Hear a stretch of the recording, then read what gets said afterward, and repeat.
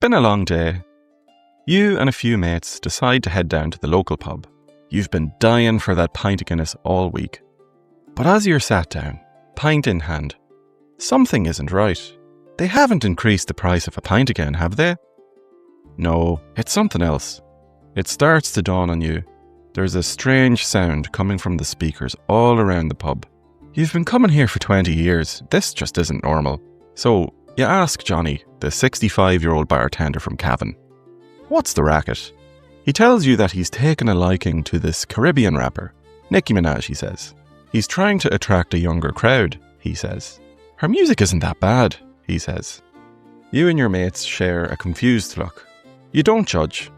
Business hasn't been the best, so Johnny has to try a different business approach. You try to ignore the fact that he knows some of the lyrics off by heart, and he seems to be enjoying it. You and your mates head out to the beer garden, where it's a bit quieter.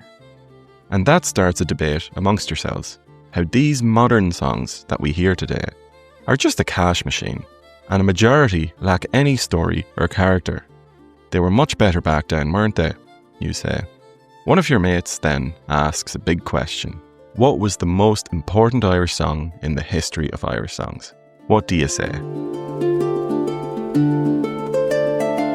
And we're going to explore exactly that. We're going to take a journey through some of the most iconic songs in Irish history. These are songs that had either helped shape the course of the future that we live today, or that they're a window into the world where life was never quite as safe or predictable as it feels today. What about yourself? Have a think about it and let me know down in the comments what you think is the most important Irish song in history.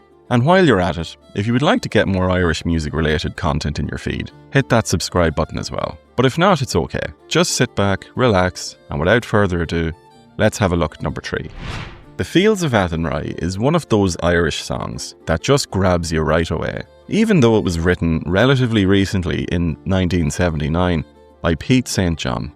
And it hadn't shaped the course of history, but it had become one of the most important and widely loved songs in Irish history and culture. From the moment it was released, it resonated deeply with the Irish people, telling a story that feels both heartbreaking and unifying. Set during the Great Famine of the 1840s, the song gives us a vivid snapshot of life during one of Ireland's darkest periods. It tells the story of a man from near Athenry in County Galway, who's caught stealing food for his starving family. For this desperate act, he's sentenced to transportation to the Australian penal colony at Botany Bay, a punishment all too common in those days. It reflects the widespread suffering and harsh injustices faced by ordinary people, who were often punished for trying to survive while food was still being exported from Ireland. The lyrics even reference Trevelyan's corn.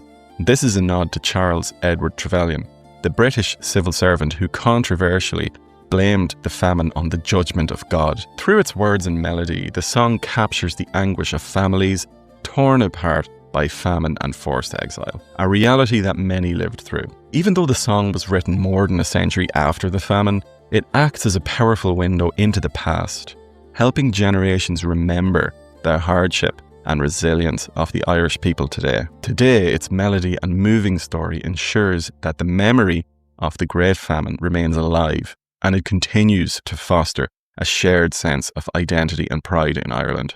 This next song is one of the most powerful ballads to come out of the early 20th century Ireland, capturing both the politics and the emotions of the time. Unlike the songs about the famine, this one is rooted in the Easter Rising of 1916 and the wider backdrop of World War I, the Foggy Dew. The most popular version we know today was written by Father Charles O'Neill from County Antrim, with the music arranged by Carl Hardebeck. The melody borrows from the traditional love song, The Murloch Shore, giving it a haunting, familiar air. Father O'Neill wrote the song after attending the first sitting of the Dáil in 1919, reflecting on the 1916 Rising and the events in World War I. The ballad captures the complicated feelings of many Irish people at the time. Around 210,000 Irishmen served in British forces during World War I, but many questioned why they were fighting for the freedom of countries like Belgium and Serbia, while their own homeland remained under British rule. Heavy losses, particularly at Gallipoli in 1915,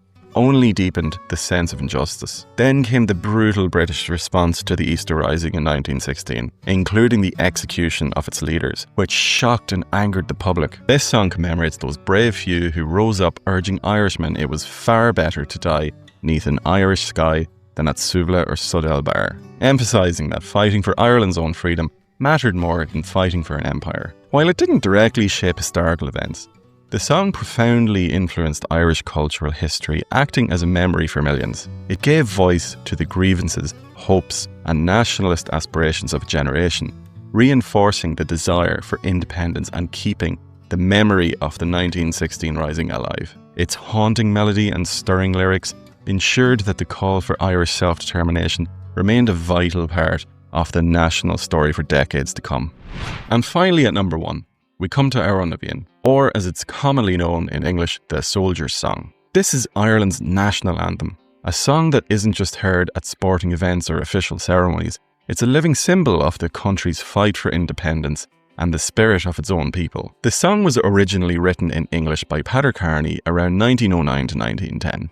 With the music composed by his childhood friend Patrick Heaney. Kearney helped set the refrain, and Sean Rogan, later part of the Irish Citizen Army, may have contributed as well. The Irish language version we know today was translated by Liam O'Rinn in 1923, and it's this version that has become the one that's most commonly sung and played today. What makes this song so powerful is its direct connection to history. It was adopted as a marching song by the Irish Volunteers, and was famously sung by rebels in the General Post Office during the 1916 Easter Rising. Its popularity spread among internees at Frongach Camp after the Rising, and by the War of Independence it was widely recognised as the Sinn Féin anthem. Even during the Civil War, both sides continued to sing it, showing just how deeply it resonated across the nationalist spectrum. While other songs like the famine ballads or reflective rebel songs look back on events, this one was sung during the events themselves. It became the official national anthem on the 12th of July,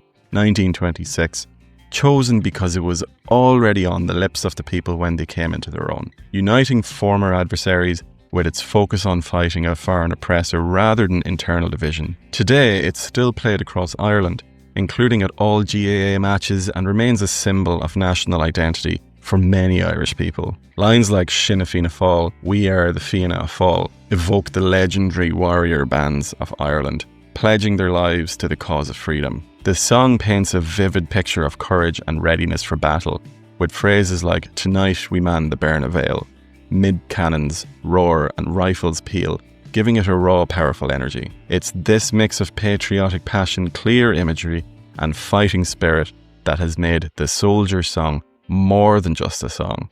It's a defining voice of Ireland itself.